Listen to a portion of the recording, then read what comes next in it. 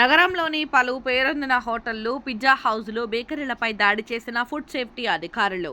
హైదరాబాద్, తెలంగాణ రాష్ట్ర వ్యాప్తంగా food safety విభాగం నిర్వహించిన తనిఖీల్లో జీహెచ్ఎంసీతో పాటు వివిధ జిల్లాల్లో మొత్తం 55 పిజ్జా అవుట్లెట్లలో పలు లోపాలు బయటపడ్డాయి. పిజ్జా హట్లో అవుట్లెట్లలో లైసెన్స్ సమస్యలు, పరిశుభ్రత లోపాలు, ఫ్రీజర్ ఉష్ణోగ్రత కంట్రోల్ చేయకపోవడం తేలగా, డొమినోస్ అవుట్లెట్లలో గడువు ముగిసిన లైసెన్స్, గ్లౌజ్ మరియు మాస్క్ వాడకపోవడం, పెస్ట్ కంట్రోల్ చేయకపోవడం, మెడికల్ రికార్డులు లేకపోవడం గుర్తించారు. ఇతర స్థానిక పిస్తా హౌస్ తదితర బేకరీల్లో కూడా లైసెన్సులు ప్రదర్శించకపోవడం, పాడైన నూనె వాడటం, కవర్ చేయని కూరగాయలు, పరిశుభ్రత లోపాలు వెలుగులోకి వచ్చాయి.